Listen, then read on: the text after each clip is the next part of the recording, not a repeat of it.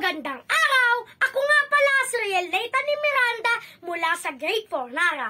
At ito ang aking performance task sa PE. Ang paglalaro ng touching.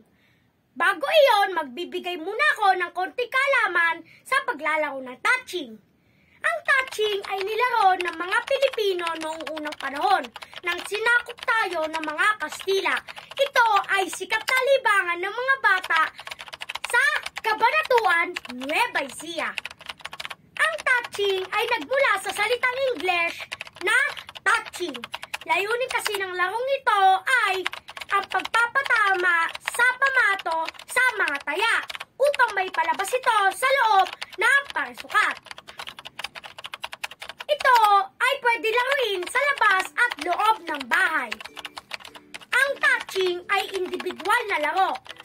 Pero walang limitasyon kung ilan ang maaaring maglaro. Ang mga kagamitan sa paglalaro ng touching.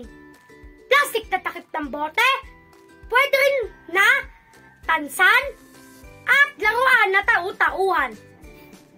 Bato at higit sa lahat, ang lugar na safe na pwede paglaruan ng touching. Tara na maglaro at lumabas na tayo sa aming parking. At maglaro na tayo kasama ang aking papa. Ngayon, nandito na kami ng aking papa sa parking upang maglaro ng touching. Ngayon, bubuhit muna tayo ng pasukat.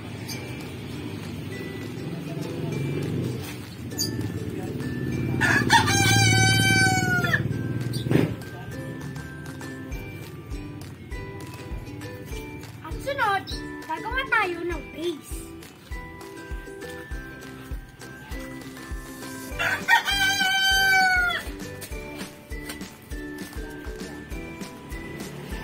At tapos na nga ako sa base. Kapag kasunduan namin ang aking tatay na tigli-5 ang taya namin sa parisukat.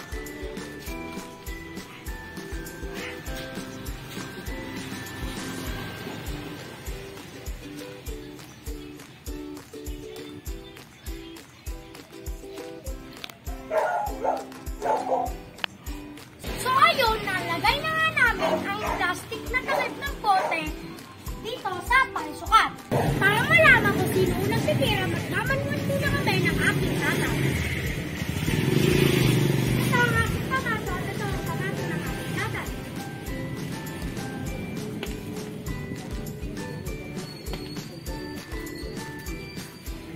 Mas malapit ang aking pato sa base at ang aking tatay ay malayo medyo sa base. At ibig sabihin nun, ako ang unang titira. Bawal lumampas sa base kapag titira.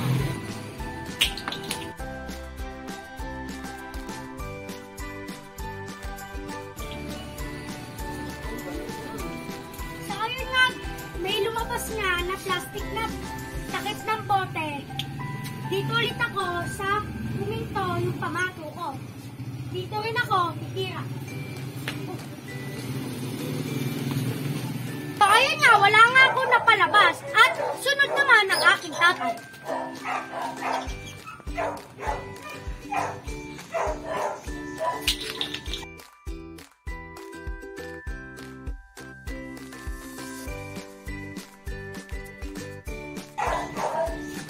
Guys, upload!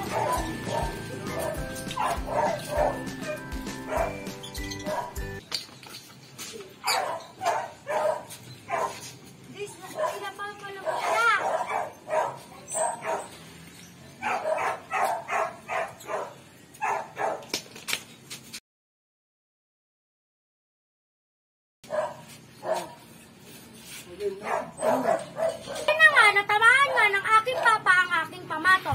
At siya nga ang panalo dito sa larong ito. Amazing! Thanks, Papa! Thank you. Sa panahon ito, ay kailangan natin mag-ingat at maglaro sa ligtas sa lugar upang hindi tayo mawaan ng COVID-19. Muli, ako si Riel Nathan ni Miranda mula sa Grade 4 Nara. At ito ang aking performance task sa PE. Paalam and keep safe! Number 1. Naisagawa ang paglalaro sa isang ligtas na lugar. Napakahusay.